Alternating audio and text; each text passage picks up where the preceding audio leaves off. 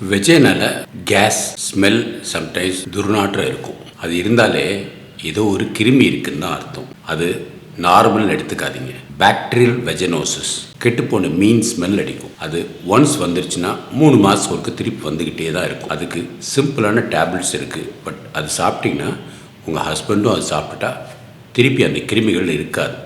அது ஒன்ஸ் வந்தால் அது உடம்பு விட்டு போகிறதுக்கு ரொம்ப ரொம்ப கஷ்டம். பாக்டீரியல் வெஜனோசிஸ் அதை பற்றி டீட்டெயில்டாக தெரியணுன்னா, வெஜேனா ஹெல்த்தியாக இருக்கணும்னா நீங்கள் தயிர், மோர் இல்லை புளிச்ச தண்ணி இதுங்க டெய்லி கொஞ்சம் கொஞ்சம் சேர்த்துக்கோங்க.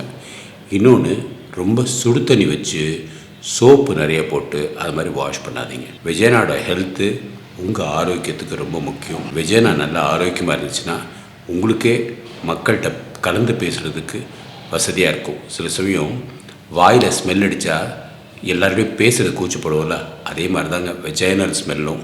வெஜைனல் கேஸ் வருதுன்னா கிருமி இருக்குன்னு அர்த்தம்.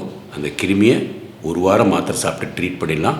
பட் திருப்பி வராமல் இருக்கிறதுக்கு தடுப்பு ஊழல் கட்டாயம் எடுக்கணும். ஜூலை 5ஆம் தேதி போஸ்ட் ப்ரெக்னன்சி டம்மி ஃபேட் குறைக்கிறதுக்காகவும் 25 வருஷம் ஆனதை செலிப்ரேட் பண்ணுறதுக்காகவும் முக்கியமான சர்ப்ரைஸாக ஒரு சீஃப் கெஸ்ட் வராங்க.